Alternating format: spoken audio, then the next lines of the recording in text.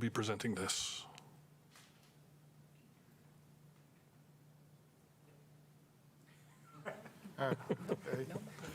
Lucky guy. Mr. Huff. Shouldn't have sat down there. All right.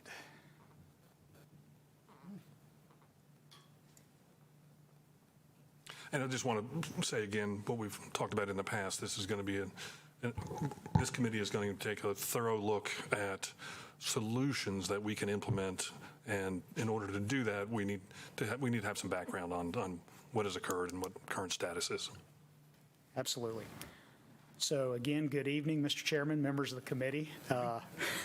I kind of got engrossed with Aaron's note there. I apologize if I didn't enunciate. I wasn't too or was too far from the microphone. So I will speak up this time or get it closer to me. So yes, this is an information item, I guess a continuation of the committee's updates on the Weaver fire. This happens to be an environmental perspective. So just kind of there will be a lot of overview for this group on this one as well, based on your exposure to the Weaver fire. But on this one, we're going to focus on the impacts to air quality, focus on the impacts to water quality, and then from an environmental standpoint, give the committee a briefing on what's going on currently with the satellite facility on Brownsboro Road, and then the parent site at Cherry Street. So just a little brief overview or repeat of the timeline. So obviously our first call came Monday evening, January 31st in the 6:45, 7 o'clock range, reporting of the fire. Then as we progressed to 9 p.m., we started talking about evacuation of the 6,500 residents in the area of the Weaver site. That following morning, EPA, an 8-member EPA emergency response team came to Winston-Salem and immediately started setting up air and water monitoring locations to start collecting data.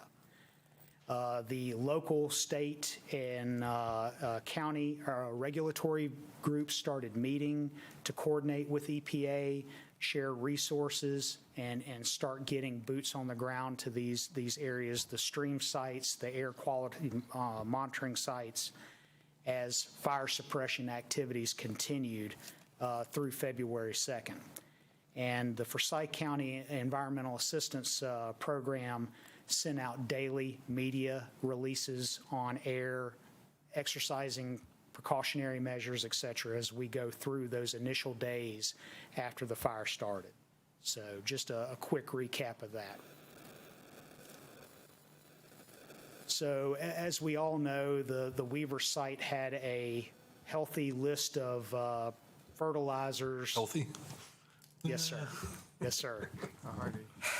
Large quantities of fertilizers and fertilizer-related products for their production area. And we knew that they were capping for the spring season, so they were at their max. You've all seen these lists of fertilizer components before, starting with the ammonium nitrate and going all the way down to the urea and zinc that they use to mix all the fertilizer batches. So when the fire started, there were some existing sites from an air quality perspective that Forsyth County had set up. You can see the yellow diamonds and the magenta diamonds. Basically, EPA and the county supplemented sites to get a more robust network of air monitoring around the Weaver plant site so they could start monitoring data or obtaining data. So this is an EPA threshold level for particulate matter. It's basically their measure of how healthy the air is. It's measured in micrograms per meter cubed. And I want to draw your attention to the bottom line, hazardous section there, where basically in an 8-hour average, anything over 300 micrograms per meter cubed is considered hazardous. So that 300 level there, we'll use that as our benchmark or reference points for hazardous. So this is from the Forsyth County. This is their cone of influence as far as what is hazardous and what is not. That cone of influence extends almost down to Country Club Road the first 24 hours and change after the fire. And because we had the wind prevailing in that direction, that's where the bulk of the pollutants and the hazardous conditions maintain itself. So going back to that 300 micrograms per meter cubed, when they first started testing, they had peak 24-hour levels in the 9,300 range and averages in the 1,800 range. So we are well above hazardous conditions for air quality until we extend into the Wednesday evening to Thursday timeframe with the fire. And once it was contained and all the hot spots were suppressed, you can see that trend line basically decreased rapidly. And once we get toward Friday and the weekend, we return to fairly reasonable air quality standards. So we'll characterize it here. Basically, Monday night through Wednesday evening, we had hazardous conditions as far as air quality in that cone of influence. Basically, from Wednesday morning through Friday, it improved to unhealthy. And then as we got to Friday morning into the weekend, we returned to good. So initially, very bad air quality, but it was very short-lived in the scheme of things. So moving on to water quality. Over the course of the fire, basically 4.2 million gallons of fire suppression water was used to extinguish the fire and the hot spots that ensued afterward. So in that fire suppression water, you had nitrogen, phosphorus, that lovely, healthy mix of chemicals that we saw at the initial slide go into our creeks. The main creek that it went into was Monarchus Creek. That basically goes down Brownsboro Road, crosses Bethabara, goes through Lowman's Plaza, on out to Muddy Creek where it exits our city. So with the influx of chemicals here, we did have a substantial fish kill in Monarchus and Mill Creeks. And basically, as a result, we all, state, local, and county, started sampling the creeks to determine the impacts. This is a slide of the parent site is the star, and then the various blue dots are sampling points as we go down Monarchus Creek toward Mill Creek and then out of town. And similar to the air quality data, the water quality data was orders of magnitude higher than anything we've ever seen with any other spill in the city. Chatham Road fire, et cetera, et cetera. You have ammonia nitrogen in the 3,720 milligrams per liter threshold. We have not seen that in any of our illicit discharges, fires, et cetera, in this city. And those concentrations remained elevated all the way down through Lowman's Plaza in Mill Creek. Wow. So extremely high concentrations of nutrients in that runoff. So the regulatory groups consulted with the state toxicologists. They looked at the data and determined that a water advisory was in order because of the levels of nutrients, because if you had a dog, a child that were playing in the water, it would obviously adversely affect them.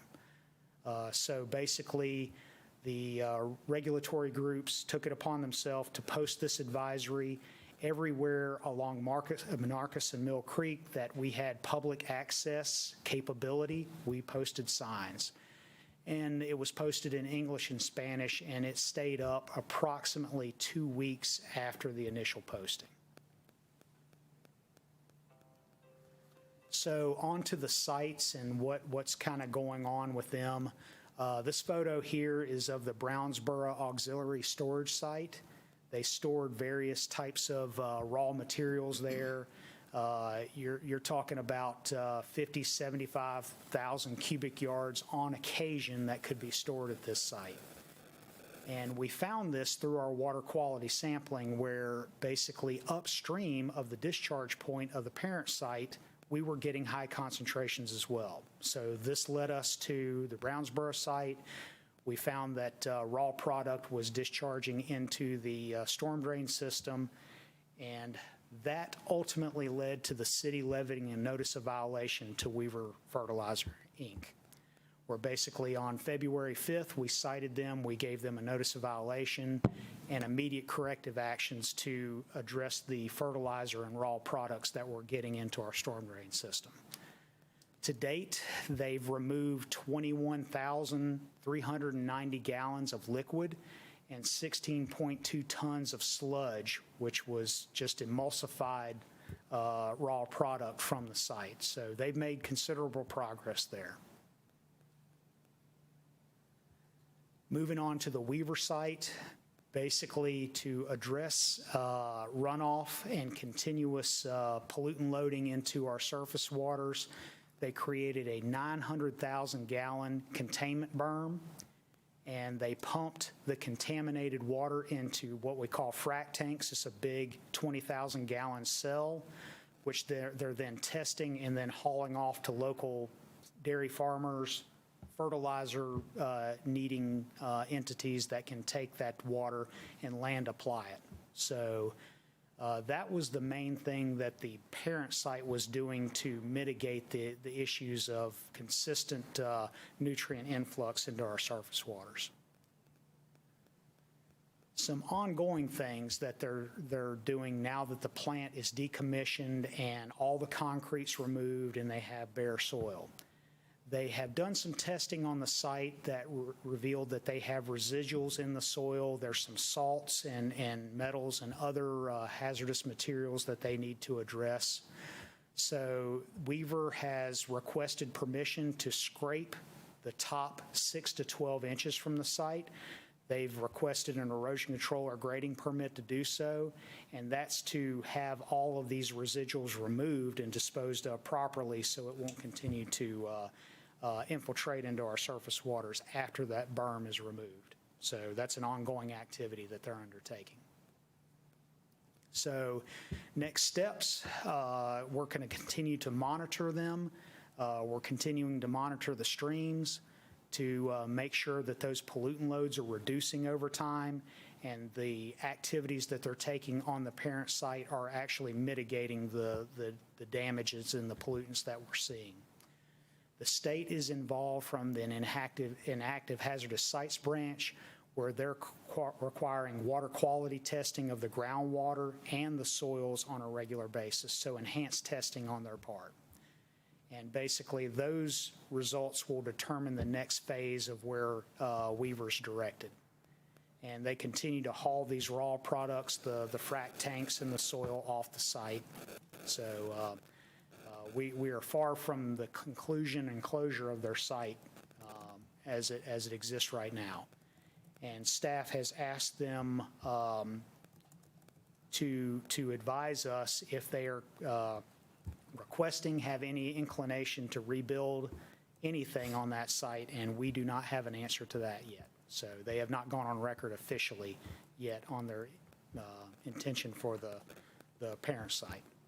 So that's kind of the state of the union on the environmental side. So again, happy to answer any questions. Keith, thanks again for an excellent report. Have I got questions from council members? Councilmember Scipio.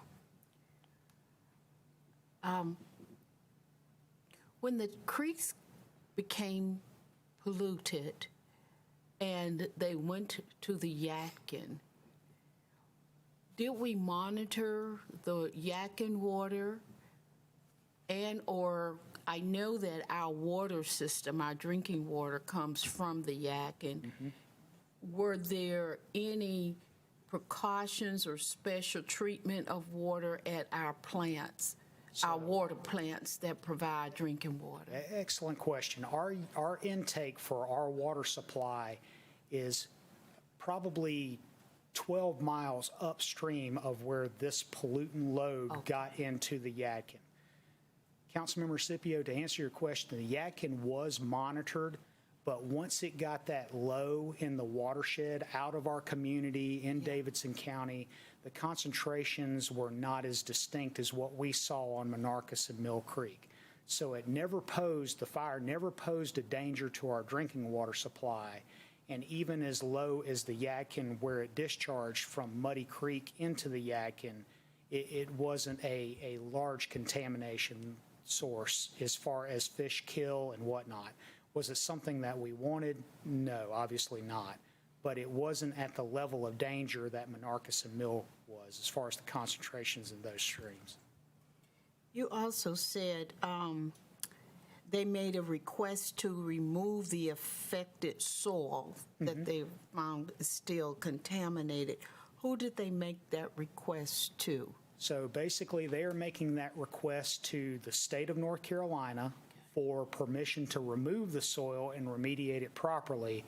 And they are asking the city to provide them with a grading permit. So they've got to provide erosion control measures while they're taking that soil off. So state for permission to do it, us for the grading permit to approve the measures and stuff for the erosion control side. So. Thank you. Additional questions? Mr. Larson.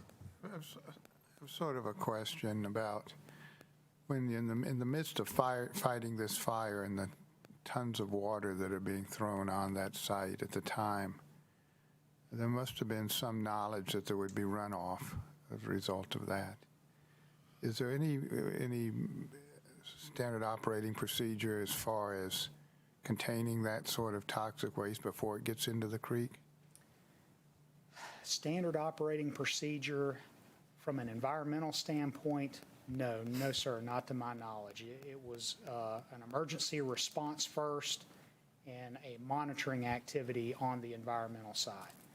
I know when we have truck spills and things like that on the highway, there are coconut barricades and whatever that are put in place to contain the spill. Yeah. For this, it took them a couple weeks to construct that. Probably not a couple weeks. It took them a week and a half to construct that 900,000 gallon containment berm. So that was something that they had to bring in material, they had to grade it out, and literally it was along the perimeter of the plant. So it took them a substantial amount of time. What's going into that? Water runoff? Is that rainwater runoff? So it's rainwater from the plant. It is decommissioning or was decommissioning activities from the plant itself when the bag houses were removed, everything like that. If it ran off, it ran into that containment berm. I see. Okay, thank you. Councilmember Burke. Thank you. Thank you, Mr. Huff, again. The notice of violation that the city gave to the Weaver plant on February 5th to clean up the contamination, I noticed that they have removed 21,390 gallons of liquid and 16.20 tons of sludge. So how much more do they still need to remove? And I noticed when I read the letter, there's not a date, a timeline telling them when all of this has to be done. That was the second page. So I didn't want to overburden the committee with too much narrative there, but wanted to give you the title page for that. So the subsequent page had the time frame, where it needs to go, cradle to grave, so to speak, from when it's removed to the plant to where it's held at the Weaver site to where it's environmentally and sensitively disposed. I'm happy to say that they have disposed of all of those things, the sludge and the materials properly. They have taken all the material and removed it from exposure to rainfall, and their ultimate goal is to decommission the Brownsboro site altogether. So they have complied with our notice of violation at this point. Will we receive that second page of the letter? If you would like, I can send you the whole thing. Thank you. It has photos, it has all the documentation. Happy to. Thank you. Yeah, that'd be good. Okay, a couple of questions for you, Keith. I know that when this event happened, we were all rightfully very proud of how we responded. All of our departments, I think, did a great job. It was really a Herculean effort. I'd be interested to see if we will get any feedback from all the agencies that were on site and came and monitored. It would be nice to ask them, how do you think we did? I mean, I think I know the answer, but it would be good to hear, even if it's just a pat on the back saying you did a good job, which I hope it is. And I think it probably will be, but it'd be interesting to see how we performed in their eyes. EPA, all the alphabet soup of agencies. I don't think this is a question for you, but maybe to Mr. King's. Can we take a look at or have somebody tell us what they feel like the effects on the future health effects might be on people? Again, it's not a water quality thing, but it is something that I think the public would like to hear. Yeah, that's something, Councilmember McIntosh, that came up. Mayor Pro Tem held 2 community meetings, and that was a theme that was reiterated at both of those meetings. I'm not sure, I'd look at Lee a little bit on that one. I'm not sure the proper entity to kind of dive into that, but it's certainly something that came up, and it's probably something that warrants some additional discussion. Yeah, great. Yeah, so get some. We're not done after this meeting talking about the fire, so that's something we can bring back. That'd be great. And then having some look at what the health of the streams are now, long-term effects on streams and rivers. Yeah, we'll be monitoring those segments for months to come. We have background information on the pollutant concentrations, and we're looking to have those streams return to what we call baseline. Do we know if there were any fish kills in the Yadkin? No fish kills in the Yadkin, only on Monarchus Creek and Mill Creek. Great, great. Now, so is that site basically going to be a Chernobyl?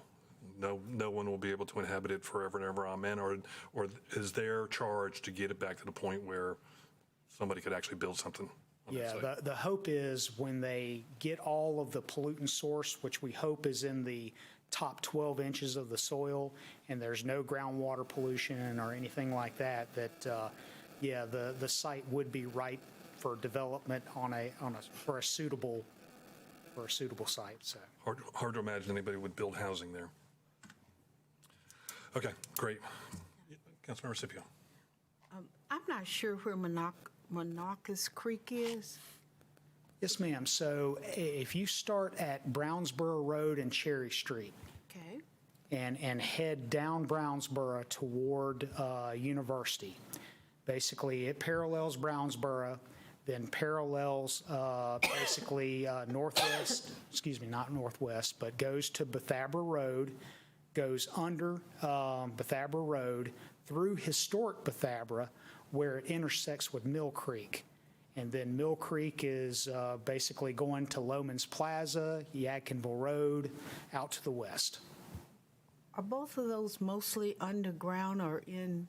There are significant sections of that are above ground. Matter of fact, only below ground is at road crossings. So, Now, on that picture on water quality impacts, that was a very large fish showing, and that was in one of those creeks? yes, ma'am. That was at the intersection of Monarchus and Mill Creek. That's a very big fish. It's been there for a while. Do we have a sense of the cost of this event to the city? Have we tried to pull all of the costs together of what the fire suppression efforts were, having emergency management and the relocation of the whole cost that we've incurred as a city? I have not totally.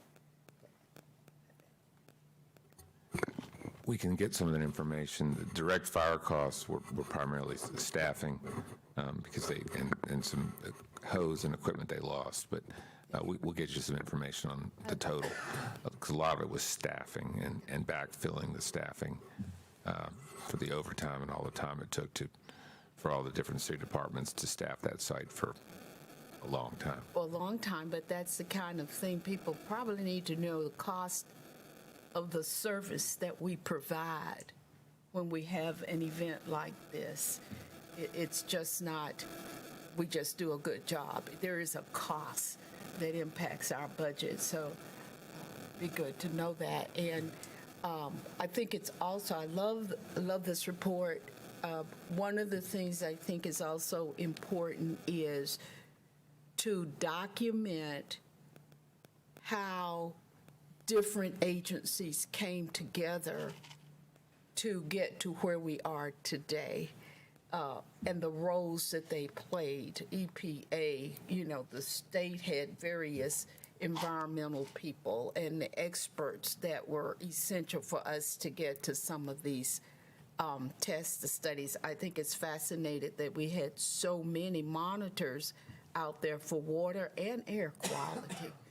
I just didn't know, everybody may not know that that's how sophisticated we are, and what a great the assets we have in our city and in our state. So I think we need to celebrate sometimes when we do a good job and identify all of the components that made it happen. Keith, a question regarding the off-site storage facility. That runs down that street into a manhole, into the creek. But it's also, there's quite a concentration of residential property around there. Do we have any way to scope what the impacts of that were over time prior to us discovering it? Because I know, I'm assuming we never inspected that site. I know you came to me afterwards and said, I'm getting ready to write these guys up because we just found this out. Maybe that's a question for who we bring in to talk to us about health. Are there any impacts possible from having been exposed to that runoff over however many years the storage facility has been there? So it's probably not a question for you. Yeah, as far as health impacts, I'm not aware of any, because basically it was raw product that was going directly to the catch basin or manhole and directly into the creek. So luckily for us, the creek was kind of shrouded and not directly accessible at the point of discharge. But don't know of anybody who had playgrounds, children direct access to that kind of thing. But And again, we'll ask a medical person about this, but so what I'm hearing you say, though, is that unless you are physically exposed to the water, then there's probably not a health concern from that aspect of it. Correct. And talking with the state toxicologist, that's where the information is coming from. The background samples that we show on that slide there, the up gradient, those weren't alarmingly high. From a water quality standpoint, is it something we want in this community? No, but it's not like the blue baby disease and stuff that you hear with high concentration of nitrogen exposed to a person of young age, that the downstream portion, the first couple of days of discharge, had those concentrations, and that's why the state toxicologist chose to post the streams there. One last question. Has that site been completely cleared, the Brownsboro Road site? Brownsboro, there's some residual raw product, but it is backed up under roof. It is not exposed to the rainfall. So we are not requiring them to remove that? No, but they are removing it because their ultimate intent is to decommission that particular site. They will not use that one Do we anymore. have any idea of a time frame? No, it's just a matter of how quickly they can get the material out to these select few sites that are receiving them. There's a dairy farmer here that can take a couple of loads of product here. They're just moving it out as they find homes for us. We will continue to encourage them to keep getting rid of that stuff. Yes, sir. Great. Okay. Well, once again, thank you. It was a very thorough report, and appreciate the hard work from not just from you, but from all of our staff. So, My pleasure. Have a good evening. you too. Okay. If the clerk would read item G.